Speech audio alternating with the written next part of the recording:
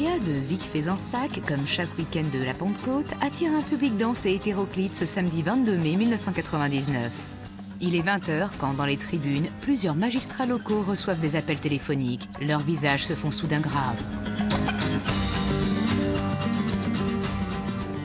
Et bien évidemment, des confrères se sont renseignés. Et donc, quelqu'un a dit « Vous devriez aller voir du côté de Montfort, il s'est passé quelque chose de grave ». Montfort, c'est à 40 km de Auch, dans le Gers. Lorsque les journalistes arrivent sur place devant la ferme La Boupilière, un fourgon de gendarmerie est là, comme pour monter la garde près du bâtiment où gisent 4 personnes massacrées. Au lieu de cela, un lieutenant-colonel de gendarmerie accueille les visiteurs et propose d'entrer. On était juste devant la maison, il nous a demandé si on voulait voir la maison, faire un tour, mais on a dit non parce qu'on était pressé par le temps. En réalité, il n'y a pas eu d'espace protégé. Il n'y a pas eu de véritable préservation de la scène de crime. Tout le monde a pu pénétrer sur et autour de la maison, ce qui fait qu'on va retrouver tout et n'importe quoi.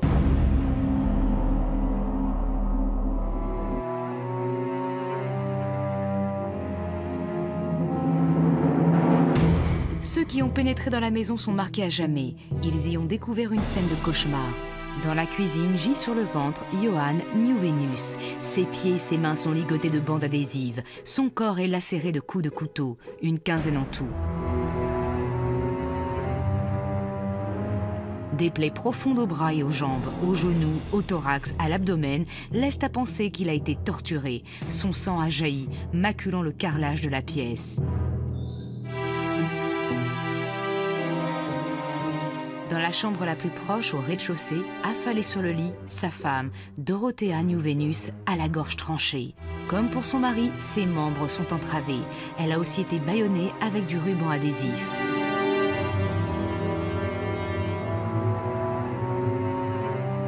Une des chambres du premier étage présente la même scène d'horreur, une réplique, une photocopie.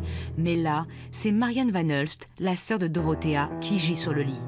Ligotée, bâillonnée, égorgée elle aussi. Les deux sœurs ont connu la même fin terrible.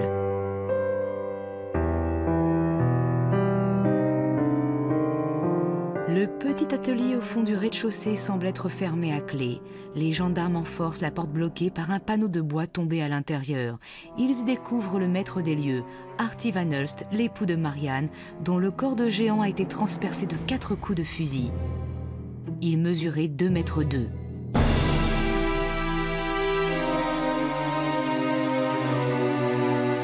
Voilà moins d'un an qu'Artie et Marianne Van Hulst ont acquis cette ancienne ferme gersoise pour en faire une résidence estivale. Comme beaucoup de Hollandais, ils cherchaient le bonheur dans les prés du sud-ouest français. Au lieu de ça, ils y ont été happés par leur tragique destin.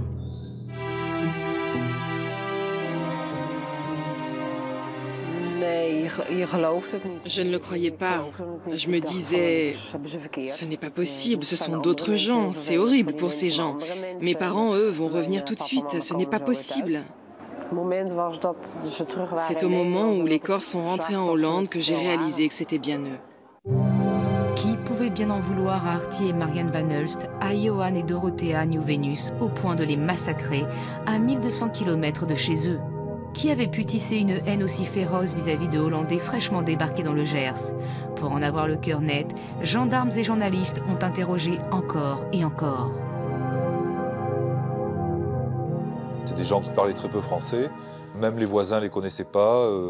On a fait une espèce de petite enquête de proximité pour savoir si, auprès des commerçants, auprès du maire, etc., personne ne les connaissait.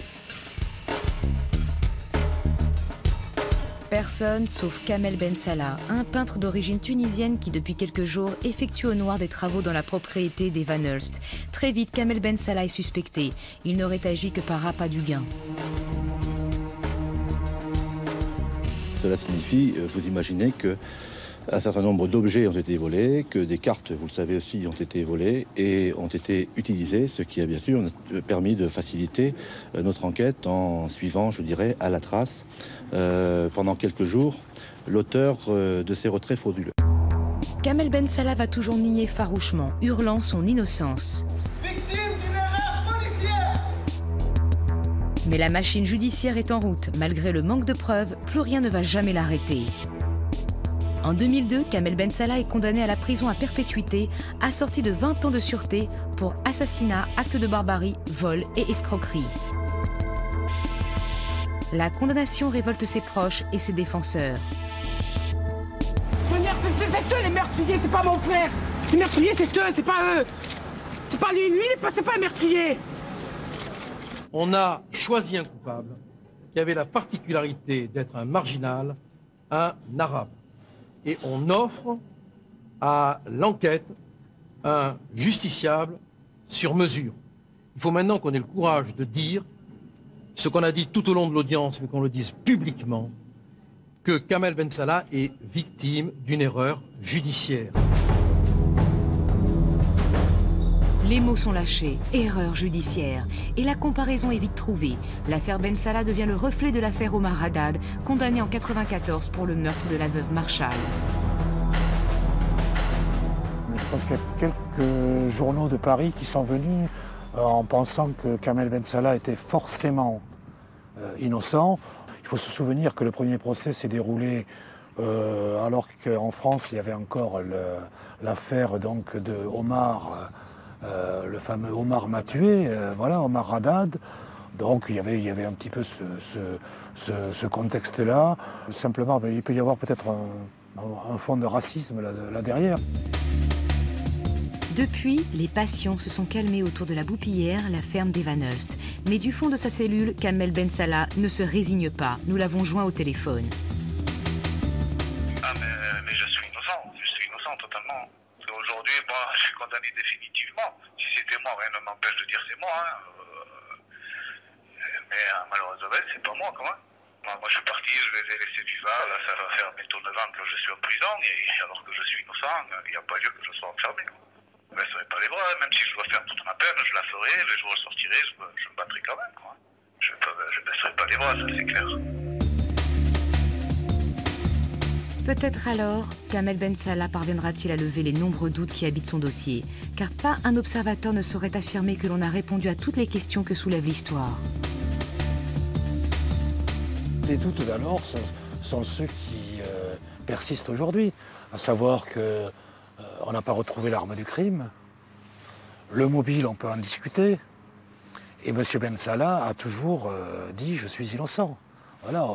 Voilà. Face à cela, l'accusation a ce qu'elle a toujours appelé un très gros faisceau de présomption. C'est vrai que si ce n'est pas M. Ben Salah, manifestement, il a eu beaucoup de malchance.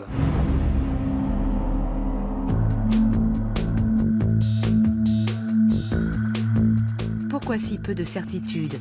Sans doute parce que les meurtriers sont parvenus à brouiller les cartes, au point que le carnage n'a été découvert que 48 heures après avoir été commis. Les gendarmes, on l'a vu, ont été prévenus le soir du samedi 22 mai 1999. Or, le supplice des 4 Hollandais s'est sûrement déroulé le jeudi 20 mai entre 23h et minuit. Ce soir-là, Marianne Van Hulst, Dorothea et Johan Nieuwenhuis sont sortis dîner. En quittant le restaurant, Marianne Van Hulst a emporté une salade gersoise pour son mari resté à la maison. On sait qu'il est 23h. Avant de rentrer, Johan Nieuwenhuis a retiré 2500 francs dans un distributeur automatique du village. Rentrés à la Boupillière peu de temps après, les 3 convives ont dû être agressés immédiatement. L'assiette gersoise posée dans l'entrée n'a pas été touchée. Les suppliciés n'ont pas le temps de retirer vêtements de pluie et chaussures avant d'être entravés, torturés, égorgés. Les enquêteurs en déduisent aussi qu'Arty, à cette heure-là, a déjà été battu. Le drame s'est donc bien déroulé le jeudi, pas le samedi.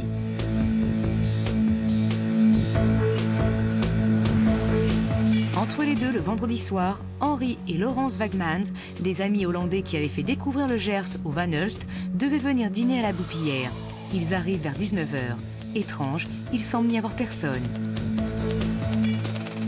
Et c'était curieux, tous les volets étaient fermés. On attend, même si ils étaient très précis, en retard. C'est toujours coup de téléphone, hein? Je suis de retard, on a attendu un quart d'heure. Un quart d'heure, une demi-heure, et après... Et nous placer une truc pour le linge. Pour sécher le linge. Hein, Bien, avec un papier écrit « Hunger ». En français, c'est faim.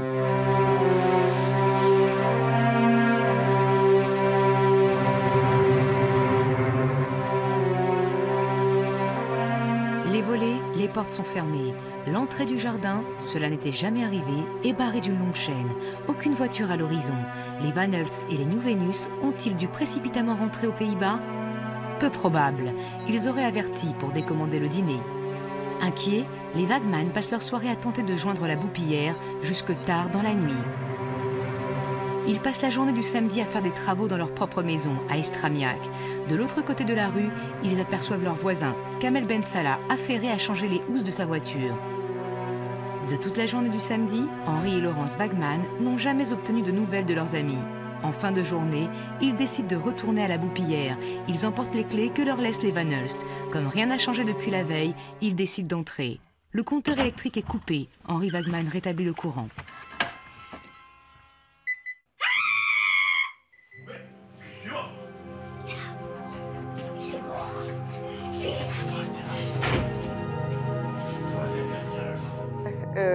C'est morte. C'est une meurtre, tu as dit. Hein? Oui. C'est une meurtre. On s'en va. Hein? Et c'est bizarre, mais à ce moment, je coupe la lumière, hein? Je ferme la porte parfaitement. Les Wagman n'ont aperçu qu'un corps. Les gendarmes font les 3 autres macabres découvertes vers 22 h. Kamel Ben Salah et Sandrine, sa compagne, ce samedi soir-là, font la fête avec leurs amis à la feria de Vic-Fezensac. Le jeune couple ne rentre chez lui à Estramiac que le dimanche matin. Les gendarmes sont déjà à pied d'œuvre. Les experts en criminologie relèvent un maximum d'indices sur la scène du crime, sur les corps des suppliciés eux-mêmes. La maison en plein travaux est un capharnaüm.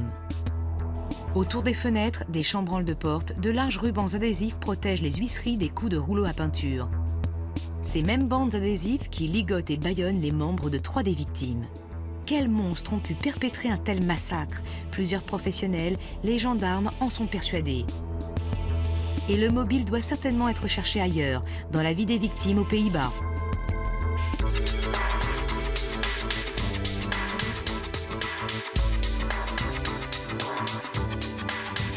La vie de Johan et Dorothea Nieuw Venus, jeunes retraités, semble sans histoire. Ce n'est sûrement pas dans cette direction qu'il faut chercher. Celle de Marianne, la sœur de Dorothea, et d'Artie Van Hulst est beaucoup plus intéressante. Tous deux ont été conseillers municipaux de leur ville, Oss, au centre du pays. Tous deux sont membres influents du VVD, un parti politique des Pays-Bas. Marianne Van Hulst en a même dirigé la section locale de 95 à 97. Tous deux, enfin, continuent à entretenir des contacts réguliers avec plusieurs ministres du VVD. Ces meurtres pourraient-ils être le fait de basses œuvres politiques?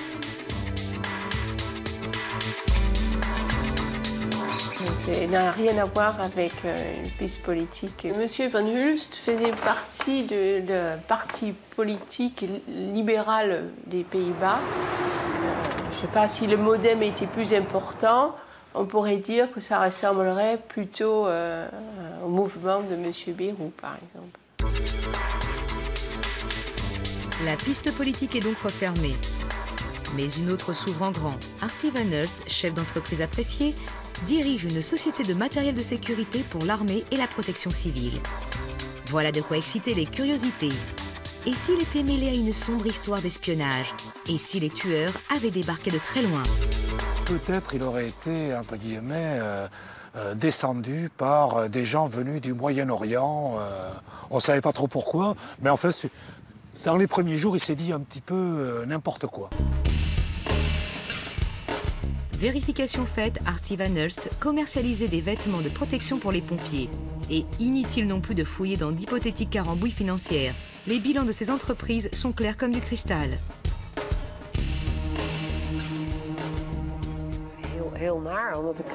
C'était une très mauvaise expérience.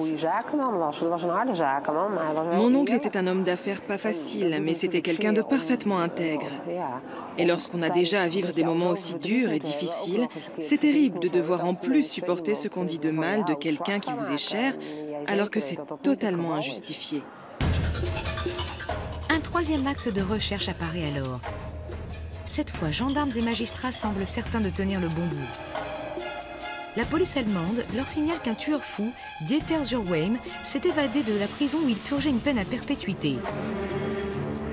Âgé de 55 ans, 5 fois meurtrier, Zurweim est aussi recherché pour un récent quadruple meurtre qui ressemble en tout point à celui de la Boupillière. Comme dans le Gers, les victimes ont été ligotées et bâillonnées. Comme dans le Gers, elles ont été tuées au fusil ou égorgées. Dans le même temps, à quelques kilomètres de la Boupillière, on découvre abandonné un break de couleur sombre, volé en Allemagne. Et on trouve dans l'habitacle un couteau de bonne taille. Si l'on ajoute à cela que Zurweim parle couramment français et néerlandais, plus à hésiter. Les magistrats diffusent sa photo dans la presse locale et lancent des appels à témoins. Ceux-ci sont fructueux. Dieter Zurweim a été vu dans un camping, un bar, un restaurant. D'ailleurs, j'ai rencontré une personne qui s'est dit persuadée d'avoir dansé avec lui à un bal à Florence. Puis après, il s'est révélé que tout ça, c'était complètement imaginaire. D'autres témoignages intéressent les enquêteurs. Dieter Zurweim s'est présenté, quelques jours après la tuerie de Montfort, au guichet d'une banque de Montauban, à 50 km de là. Les employés de l'établissement en sont certains, ils ont reconnu le tueur fou. Il est venu changer des travelers chèques en euros. Et comme c'était une des premières fois où on voyait travelers chèques en euros, ça a pris un peu plus de temps que d'habitude. Ce qui fait qu'on a gardé, enfin, les personnes qui étaient au guichet l'ont gardé un peu plus longtemps. Ce qui, je suppose, aide à ce qu'elle l'ait reconnu. Cet Allemand est rentré tout seul et comme ça tardait un petit peu, un couple l'a rejoint et ils sont repartis ensemble.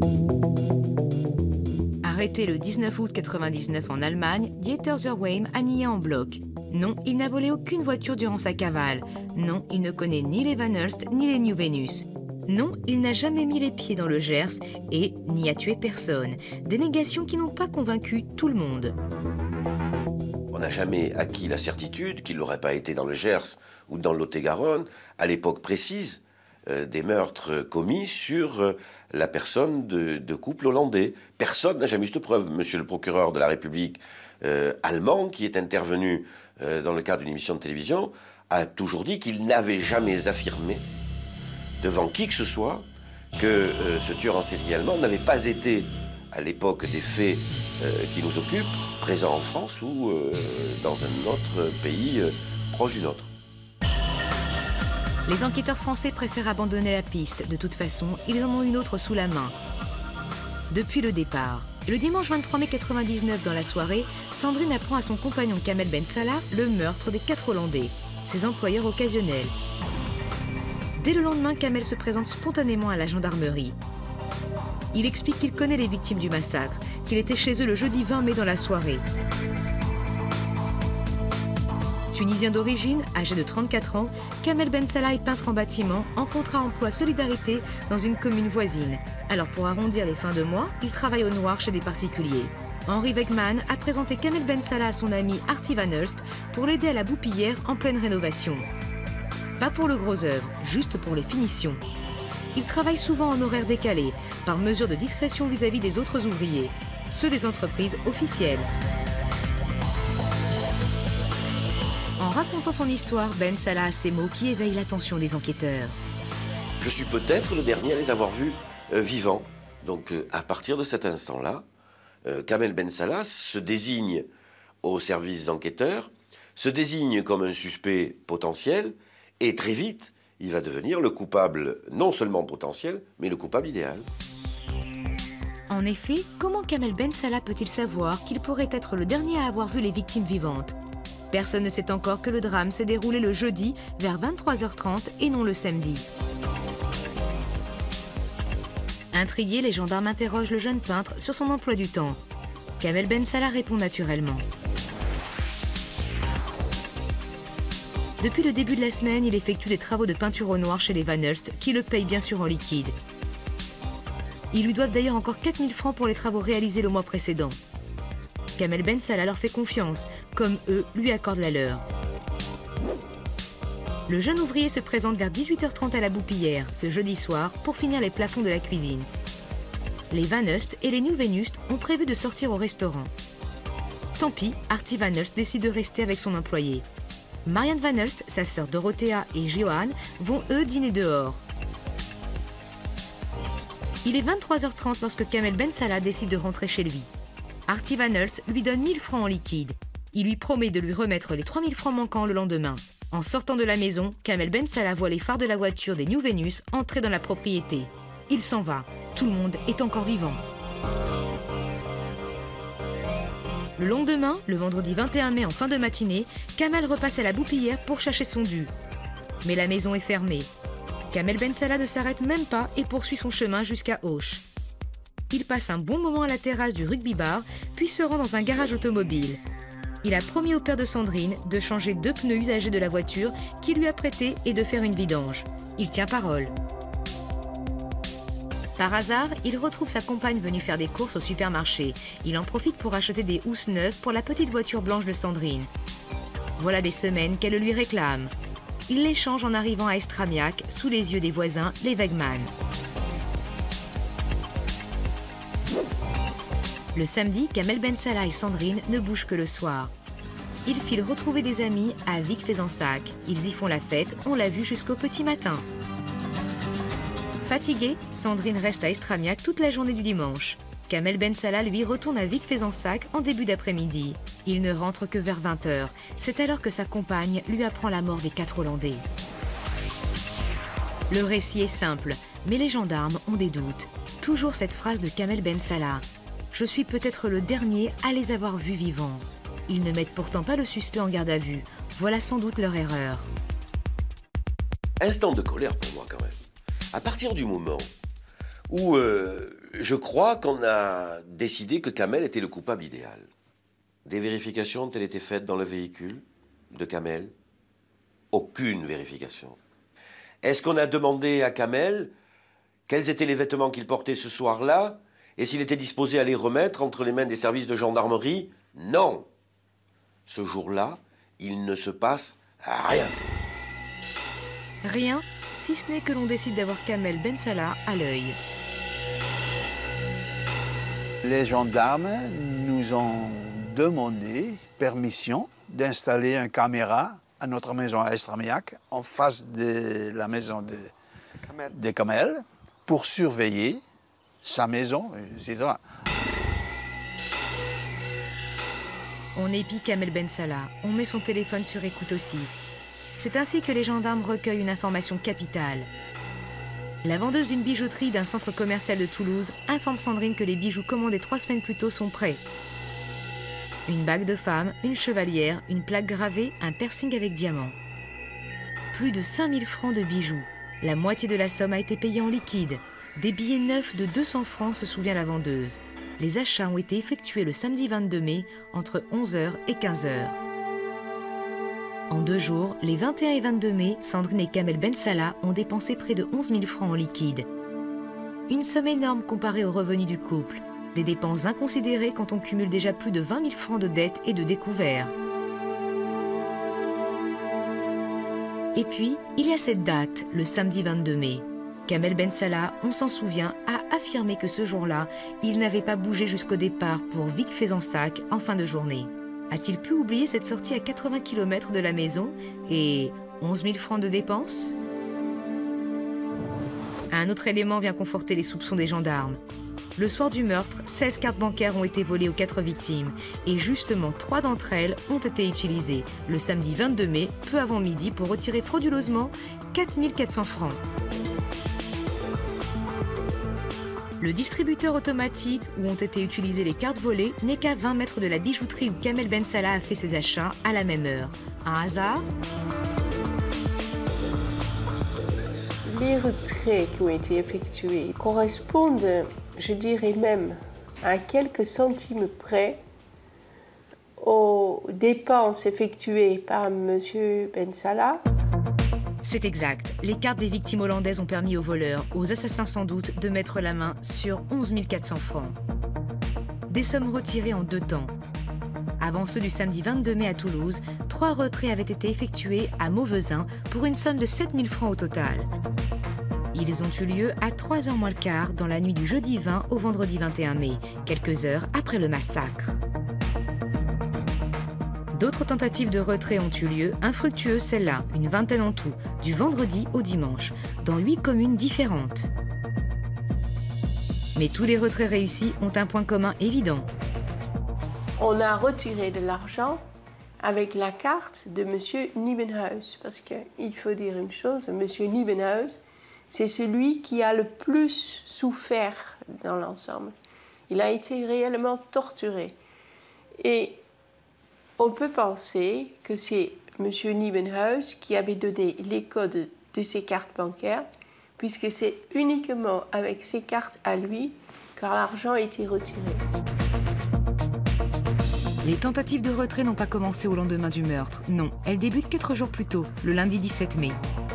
Du lundi au jeudi, 19 utilisations suspectes de 4 cartes appartenant au Van Hulst sont enregistrées. Les premiers vols ont donc eu lieu le lundi 17 mai. Kamel Ben Salah travaillait à la Boupillière ce jour-là, comme d'autres ouvriers. Mais Kamel Ben Salah n'a pas de chance. Jamais, au moment des utilisations des cartes volées, il ne bénéficie d'un alibi solide.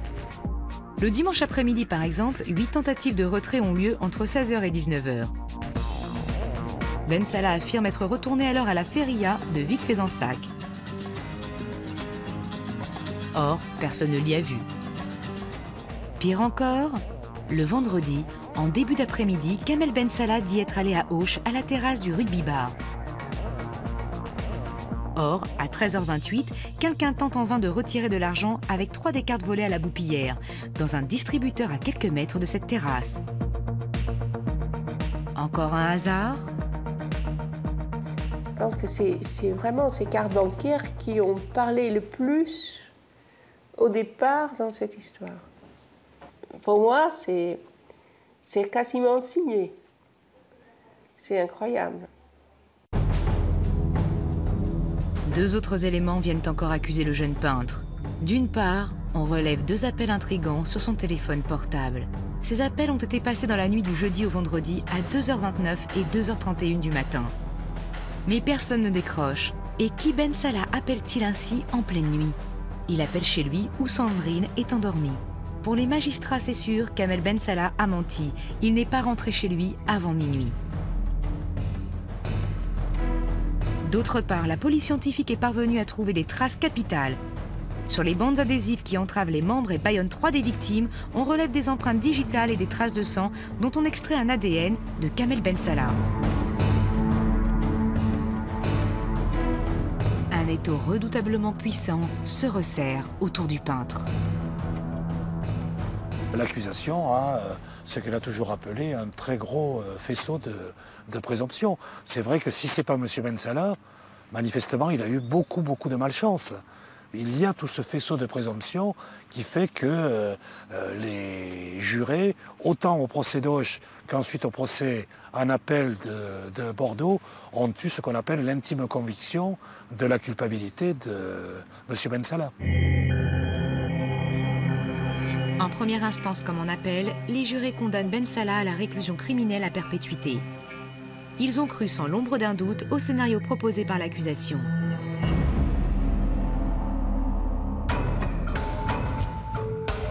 Kamel Ben Salah est donc arrivé à 18h30 à la Boupillière ce jeudi 20 mai 1999 pour poursuivre les travaux de peinture de la cuisine. Comme prévu vers 19h30, Marianne Van Hulst, Dorothea et Johan Nieuwenhuis décident de sortir dîner. Artie Van Hulst reste travailler avec son employé. Une fois seuls, Kamel Ben Salah et Artie Van Hulst se mettent à la tâche. Tout en bricolant, Artie Van Hulst apostrophe Ben Salah. « Tu ne m'aurais pas volé des cartes bancaires que tu aurais utilisées ces derniers jours ?» lui aurait-il demandé avec autorité. Depuis le lundi, il vient de l'apprendre, 4 cartes bancaires lui ont été dérobées. Peut-être aussi l'entrepreneur hollandais a-t-il menacé Kamel d'avertir la gendarmerie de porter plainte. Blessé, furieux d'être ainsi menacé, effrayé à l'idée des ennuis judiciaires qu'on lui promet, Kamel Ben Salah sort de la maison, se saisit du fusil qui traîne au fond du coffre de son véhicule et revient. Artie Van Hulst est au fond de l'habitation dans l'atelier. Kamel Ben Salah l'y rejoint, toujours hors de lui. Il met son arme en joue et fait feu à 6 reprises. 4 tirs atteignent sa victime, 3 sont immédiatement mortels.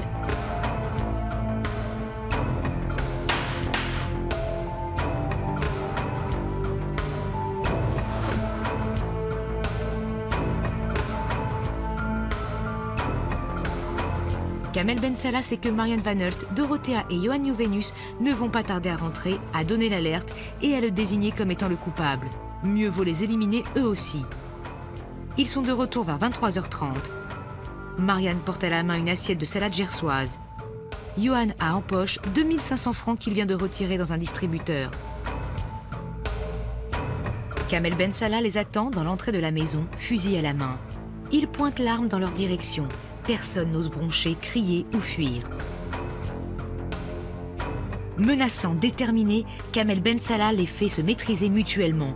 L'un attachant, ligotant, bâillonnant les deux autres. Chacun dans une pièce avec des rubans adhésifs tirés d'un rouleau à portée de main ou arrachés du mur. Lors de ses travaux de peinture, Kamel se servait effectivement de ces rouleaux d'adhésifs pour protéger les huisseries et les bordures de fenêtres. Deux de ses victimes ainsi paralysées, Kamel Ben Salah se charge d'immobiliser lui-même la dernière personne. Qui s'est chargé d'attacher qui? Dans quel ordre l'opération a-t-elle été menée? Pourquoi avoir séparé ainsi les trois victimes dans des pièces différentes? Personne n'a jamais répondu à ces questions. Mais qu'importe, Kamel Ben Salah poursuit son tragique dessein. Il élimine les deux femmes, les égorgeant de la pire manière. Il fouille ensuite les chambres et s'empare des valeurs des deux couples de Hollandais. L'argent, les montres, les bijoux et les cartes bancaires. 16 en tout, voilà ce qui l'intéresse.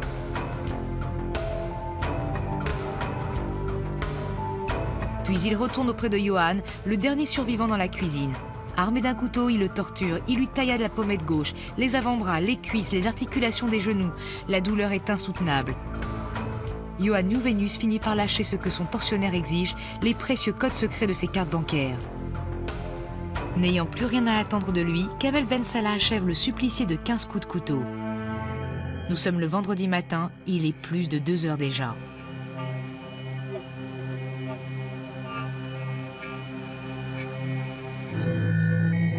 En sortant de la boupillière, de son portable, Kamel Ben Salah passe 2 coups de téléphone.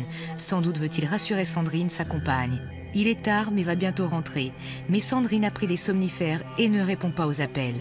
Tant pis, Kamel Ben Salah fonce à Mauvaisin, à 15 km de là, tester 8 des cartes récemment volées. 7 fois ça marche, les cartes du couple Nieuwenhuis lui permettent de retirer de l'argent, 7000 francs, 1100 € environ. Les vendredis, samedis, dimanches, il essaye encore de faire cracher les billets des distributeurs automatiques des villages qu'il traverse. Seules 3 tentatives sont concluantes. Il parvient à arracher 4400 francs supplémentaires à un guichet d'un centre commercial de Toulouse où il dilapide son butin.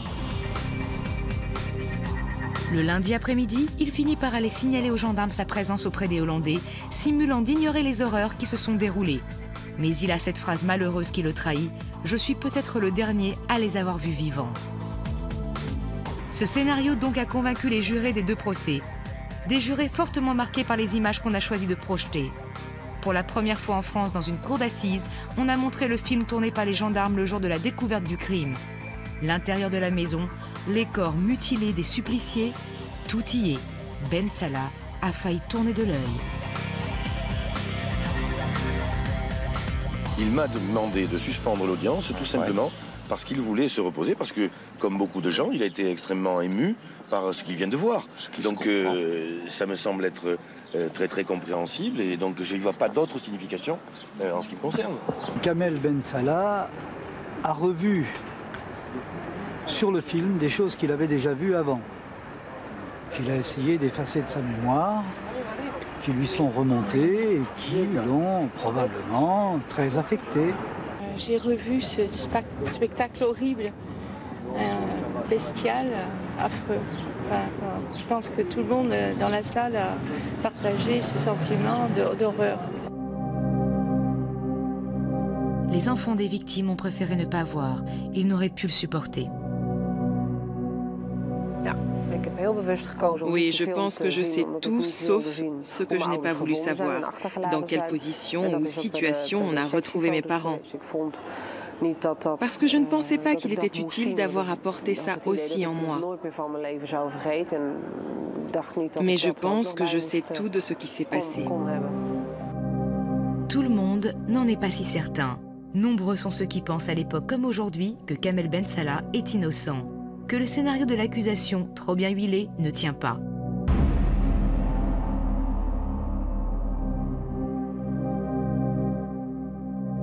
Ces horreurs montrées sur grand écran, beaucoup sont persuadés que Kamel Ben Salah aurait été incapable de les commettre, les experts psychiatres en premier lieu. Ils l'ont dit à la barre, Kamel Ben Salah est doté d'un bon QI. Il ne présente aucun signe d'anomalie mentale, son agressivité est non significative. Bref, une telle personnalité peut difficilement être reliée aux faits extrêmement graves qui lui sont reprochés. Voilà qui corrobore les sentiments de ses proches.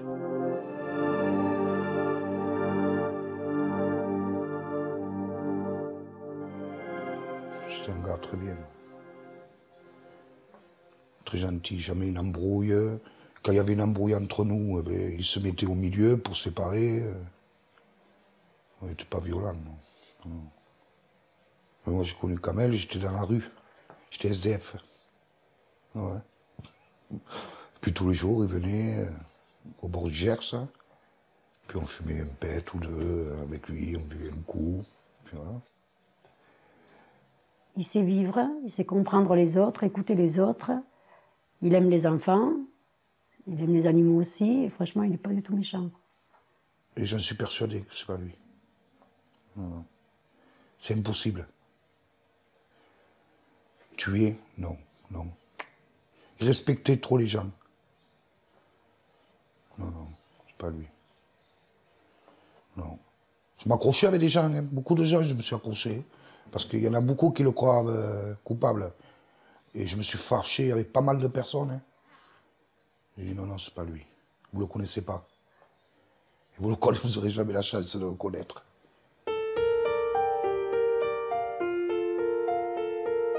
Sandrine, elle, connaît bien Ben Salah. Elle vit avec.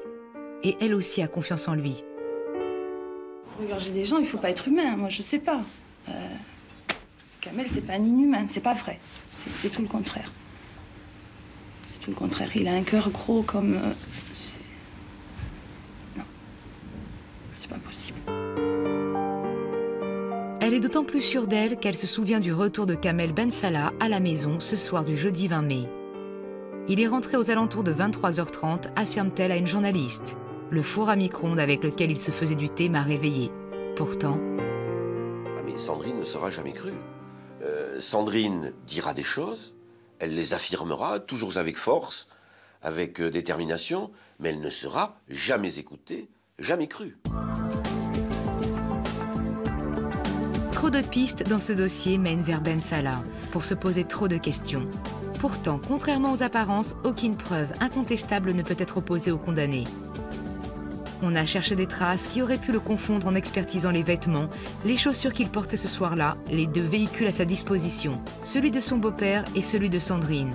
On n'a rien trouvé. Qu'importe ces incohérences, puisque les cartes bancaires ont parlé. Kamel Ben Salah n'a-t-il pas été vu avec certitude à proximité de distributeurs automatiques utilisés avec les cartes volées? Certes. Mais est-ce pour autant Ben Salah qui tenait ses cartes au bout des doigts? J'ai le droit de dire qu'il y a des preuves que ce n'est pas lui qui les a utilisées. Effectivement, des témoignages laissent à penser que ce n'était pas lui. Ils émanent de clients des banques qui attendent leur tour devant les distributeurs à l'heure précise où un inconnu utilise les moyens de paiement subtilisés à la boupillière. Tous décrivent des hommes athlétiques de type européen. Parfois châtain clair, parfois blond, dit une jeune femme. Est-ce qu'il y a quelque chose de commun entre Kamel Ben Salah, qui est de la couleur de ses origines et qui est marqué par le soleil et la Tunisie d'où il vient, et le grand blond que la jeune femme est en train d'observer? Rien de commun. Même au centre commercial de Toulouse, quand Kamel Ben Salah achète pour 5 000 francs de bijoux, des gens observent l'utilisateur du distributeur tout proche. Il y a même une femme de gendarme qui a été capable de dire que c'était un grand blond, encore une fois, toujours pareil. Un grand blond qui avait procédé au retrait immédiatement placé avant celui qu'elle effectuait elle-même. Plus troublant encore, une caméra de vidéosurveillance a filmé l'utilisateur des cartes hollandaises lors d'une tentative frauduleuse de retrait.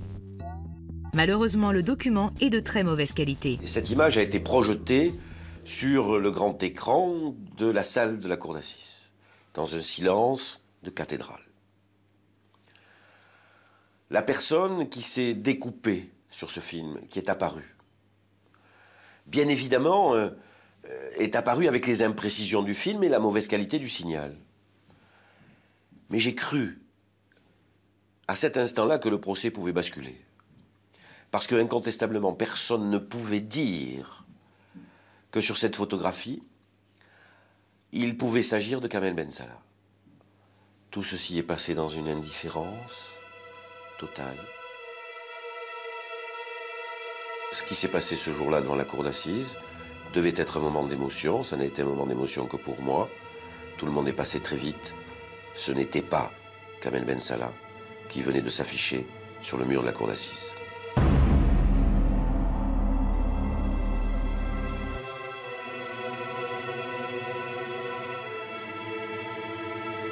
Un dernier témoignage vient conforter ce sentiment. C'est celui de la demoiselle qui a retrouvé les cartes de crédit des 4 victimes. Car les 16 cartes ont été retrouvées au cœur d'une cité HLM de la région. Il est 19h30 environ le dimanche soir 23 mai 99. Une voiture arrive, la portière s'ouvre, un bras se tend et jette un portefeuille. Une jeune fille de 16 ans observe la scène et ramasse les cartes volées. Elle est sûre d'elle. Il s'agissait d'une Fiat Punto blanche immatriculée dans le 31, un département voisin du Gers. Cette jeune fille qui est interrogée à plusieurs reprises par les services de gendarmerie, parce qu'elle devient un témoin clé. Elle ne va jamais renvoyer vers la voiture de Kamel ou celle qu'il est susceptible d'utiliser.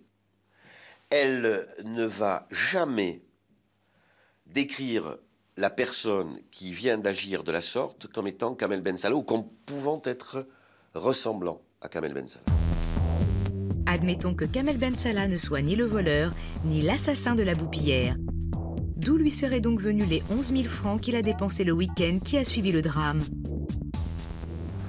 La réponse est venue naturellement. Ben Salah, on l'a vu, travaille parfois au noir et se fait payer en liquide. Par ailleurs, il deal du cannabis, un petit business qui rapporte. C'est vrai que c'est un gars qui avait beaucoup d'argent. Il avait l'argent, mais par ses trucs à lui, quoi. Il en faisait profiter aussi. Il y en a même qui en profitaient trop, moi je trouve. Mais bon, c'était sa vie. Hein. Le jour de la perquisition, je rappelle quand même qu'on trouve non seulement du shit, mais qu'on trouve également une somme d'argent qui est disséminée et qui représente environ 1500 francs. Donc Kamel, comme le dit Sandrine, a souvent de l'argent. De l'argent qui planque dans la maison. Peu à peu, le faisceau de présomption contre Kamel Ben Salah s'étiole. Mais il a menti sur un point au moins. 2 appels passés de son portable vers chez lui à 2h30 du matin dans la nuit du meurtre prouvent que, contrairement à ce qu'il a dit, il n'était pas rentré à la maison avant minuit. Pas du tout, rétorque le condamné. N'arrivant pas à dormir, il s'est relevé, a fumé un joint et a voulu téléphoner à une amie. Mais par erreur, à 2 reprises, il compose le numéro de son propre domicile. Effectivement, le relais qui a accroché les appels de Ben Salah est bien celui qui couvre Estramiac, le village où il habite. Les appels parfaitement identifiés, parfaitement zonés, à partir ou par l'intermédiaire d'un relais, ce sont les appels qui sont aux alentours du domicile de Kamel ou dans le domicile de Kamel, pas ailleurs. Le peintre tunisien n'est jamais pris à défaut. Même les preuves réputées flagrantes sont en fait très fragiles. Retournons sur la scène du crime. On s'en souvient, 3 des victimes ont été entravées et bâillonnées. Sur les bandes adhésives, on retrouve des empreintes et des traces de sang appartenant à Kamel Ben Salah. Vous retrouvez des indices matériels de la présence physique de Kamel Ben Salah à l'intérieur d'une maison, à l'intérieur de laquelle il faisait des travaux, et à l'intérieur de laquelle il était susceptible de manipuler des outils, peut-être des couteaux, peut-être des fourchettes, mais également et surtout un rouleau de bande adhésive. Parce que quand on me parle de son ADN, rien d'extraordinaire à ce que cet ADN soit retrouvé également. Il a expliqué notamment que au moment où il découpait un morceau de ruban adhésif avec un cutter, il s'était légèrement entaillé un doigt et que ce doigt avait coulé, ce qui est normal, du sang s'était échappé de cette blessure, microscopique d'ailleurs. Un dernier mystère plane enfin sur la Boupillière. Quelles ont été les armes du crime? On s'en souvient, 2 des suppliciés, Marianne Van Hulst et Dorothea Nieuwenhuis, ont été égorgés. Johan Nieuwenhuis a été tué de 15 coups de couteau. Artie Van Hulst est mort de 4 tirs de fusil. Mais on n'a retrouvé ni l'arme blanche, ni l'arme à feu. Ce n'est pas étonnant qu'on n'ait pas retrouvé le fusil, mais en tout cas, le fusil qui a servi correspondait à un fusil qui avait été en possession précédemment de Kamel Ben Salah. Faux, Kamel Ben Salah avait bien possédé un fusil jusqu'en novembre 97. La police d'Auch le lui a saisi pour en avoir fait usage, en l'air. Et en fait, nous on était à table à la cuisine et il y avait la fenêtre ouverte. Et voilà, et en fait, il y a un pote à lui, en fait. Il a jeté une pierre à la cuisine.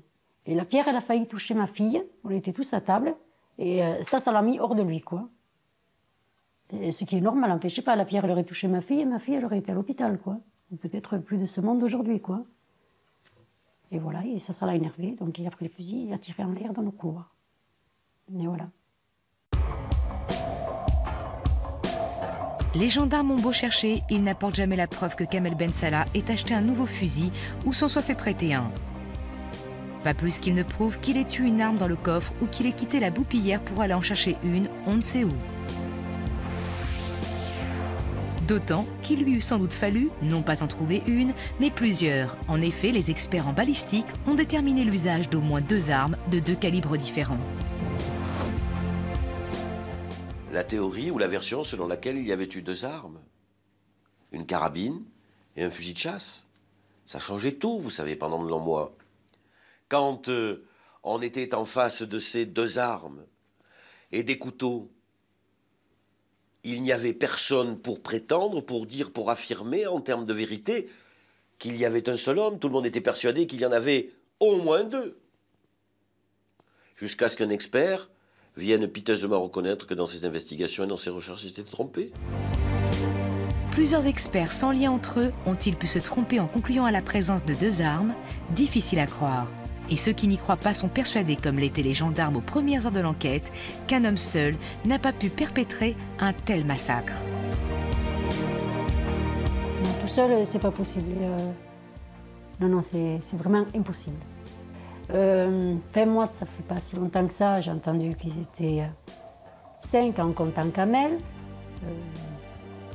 Donc, non, c'est pas possible. Il y a des choses qui sont pas nettes, quoi. On n'a pas trouvé des autres. Hein, et ça ne veut pas dire qu'il n'existe pas des autres, mais on n'a pas trouvé. Et moi, j'ai dit, ce n'était pas seul Kamel. Il sait qui encore est dedans. Et quand il ne veut pas parler, alors c'est sa faute à ça. Ça veut dire, dès qu'il se taise, il est le seul coupable. Et si ce n'est pas vrai, il a à parler. Et quand il n'ose pas parler, parce que, à ce moment, les autres, ils le tuent avec le goût de... Alors, c'est son problème à lui, mais pas le nôtre.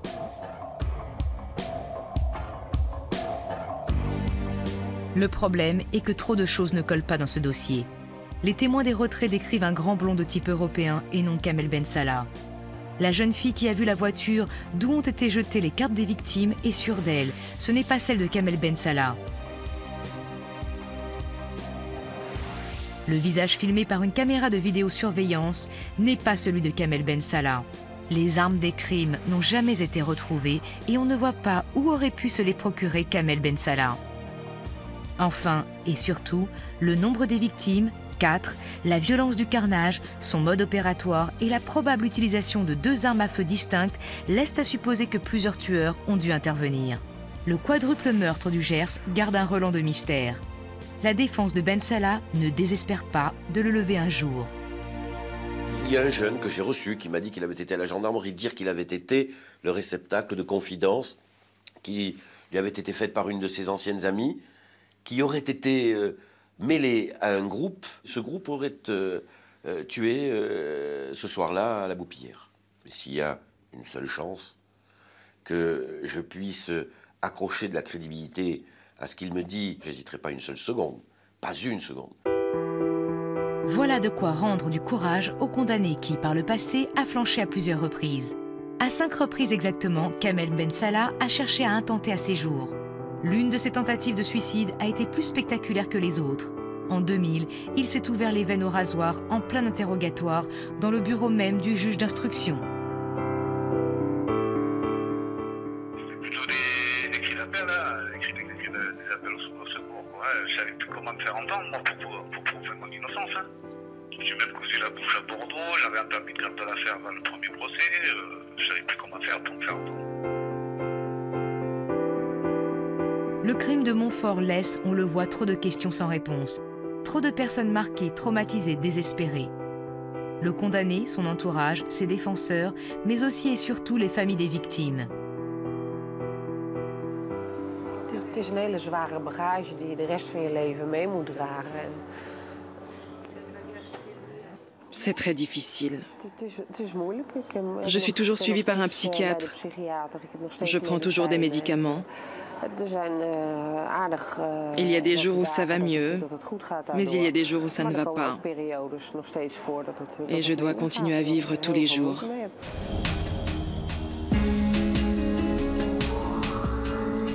La tristesse, la détresse des enfants des victimes, elle, ne fait aucun doute. Leur peine est profonde, sincère, durable. Le jeudi 20 mai 1999, en massacrant Marianne et Artie Van Hulst, Dorothea et Johan Juvenius, un ou plusieurs tueurs ont condamné sans hésiter leurs 4 enfants à une peine à perpétuité. Et celle-là, personne ne pourra jamais la réparer.